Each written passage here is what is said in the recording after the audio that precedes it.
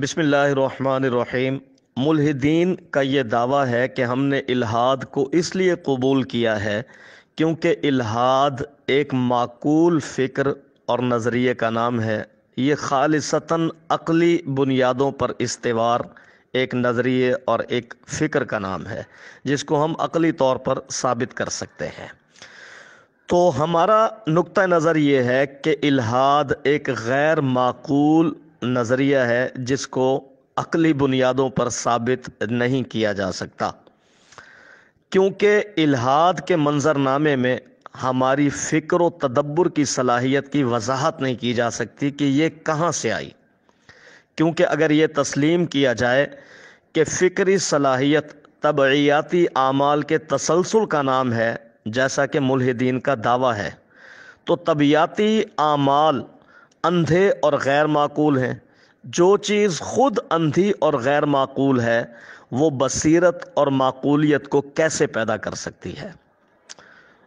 دوسری وجہ یہ ہے کہ منطقی مقدمات سے نتیجے کا اخذ کرنا یہ درست مقدمات اور نتیجے کے مابین تعلق کی وجہ سے ہوتا ہے۔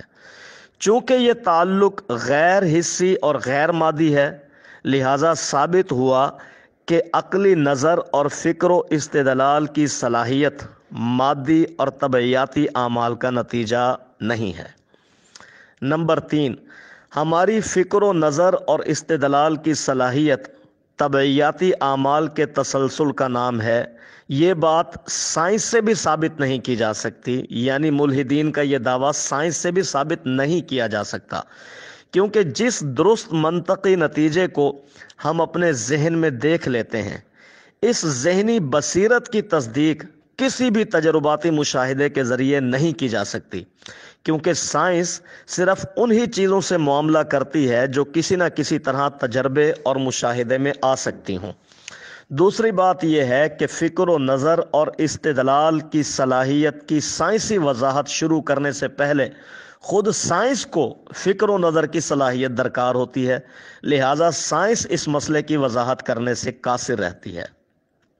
نمبر 4، ملحدین کے دعوے کے مطابق اگر طبعیاتی اعمال کو کوئی بھی چیز سوچ سمجھ کر نہیں چلا رہی اور سب ایٹامک پارٹیکلز، ایٹم اور مالیکیولز بغیر کسی رہنمائی یا مطلوبہ نتیجے کے بے ہنگم تھر تھراتے پھر رہے ہیں، ان کی کوئی مقصدیت نہیں ہے، انہیں کوئی چیز سوچ سمجھ کر نہیں چلا رہی، تو پھر ہم یہ کیسے دعویٰ کر سکتے ہیں کہ ہمارے ذہن میں فکر و تدبر کی صلاحیت موجود ہے؟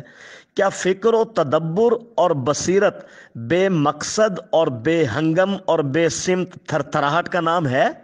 نمبر 5، طبعیاتی اعمال بے ہنگم، بے سمت اور بے بصیرت ہیں۔ ملحدین کا دعویٰ یہ ہے، جبکہ فکر و تدبر کی خوبی یہ ہے کہ وہ ذہنی بصیرت کو کام میں لائے اور کسی نتیجے تک پہنچ جائے، اور کوئی شخص کسی ایسی چیز سے ذہنی بصیرت ہرگز نہیں لے سکتا جو خود اندھی ہو۔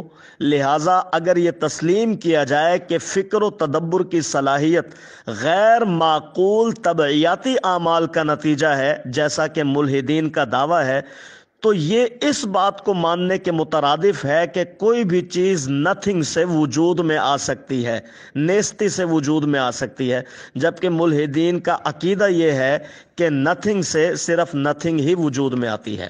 نمبر 6، انسانی فکر و تدبر ڈارونی ارتقائیت کا نتیجہ ہے۔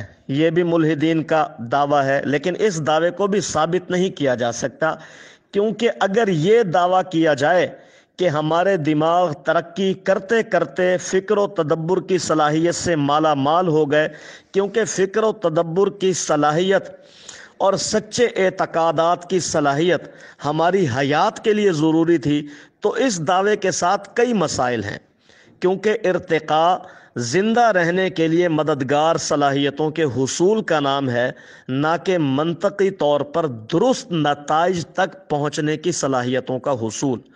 دوسری بات یہ ہے کہ سچ اور غلط میں تمیز ہمارے زندہ رہنے کے لیے ضروری نہیں ہے۔ ایک آدمی کسی غلط بات کو سچ مان کر یا سچی بات کو غلط مان کر بھی دنیا میں زندہ رہ سکتا ہے۔ مہم جوئی اور دریافت کرنے کی خواہش کبھی کبھی انسانی حیات کے لیے شدید نقصان دہ بھی ہو سکتی ہے۔ دودھ کا جلا چھاچھ بھی پھونک پھونک کر پیتا ہے۔ چھاچھ کو پھونک پھونک کر پینا غلط یقین کی وجہ سے ہے، لیکن یہ غلط یقین انسان کو خطرات سے بچاتا ہے۔ جب غلط عقائد انسان کی زندگی کے بقا کا باعث بن سکتے ہیں تو یہاں انسانی فکر و تدبر کے وجود کے لیے ڈارونی ارتقائیت کو دلیل بنانا ایک غلط دلیل ہے، اور ڈارونی ارتقائیت کے مطابق ہمیں فکر و تدبر، ریاضی سیکھنے، سائنس سیکھنے، ایجادات کی ضرورت کیا ہے؟ جتنا ایک بندر دماغ لیے گھوم رہے ہیں حیات کی بقا کے لیے، ہمیں بھی اتنا ہی دماغ پھر کافی ہے۔ نتیجہ، ان تمام حقائق سے یہ بات ثابت ہوئی کہ الحاد غیر معقول ہے، کیونکہ ایک ملحد الحادی تناظر میں جب خدا کے متعلق کوئی بھی دعویٰ کرتا ہے، اسے ثابت کرنے کے لیے عقل و تدبر کی ضرورت ہے، جبکہ ملحد کا ماننا یہ ہے کہ سب کچھ مادی ہے۔ چونکہ فہم و دانش غیر ذی عقل اور مادی چیزوں سے وجود نہیں پا سکتی، لہٰذا سب سے پہلے تو ملحد کا اپنے ہی نظریے کے مطابق خود اس کا عقل و تدبر سے عاری ہونا ثابت ہو جاتا ہے۔ اس طرح ملحد اس بنیاد کو ہی ختم کر ڈالتا ہے جو اسے خدا سے متعلق کوئی بھی دعویٰ کرنے کے لیے درکار ہوتی ہے۔ اس سے ثابت ہوا کہ عقلیت کا دعوے دار الحاد اور عقل پرستی کا دعوے دار ملحد خود کتنے غیر معقول ہیں۔ جزاک اللہ۔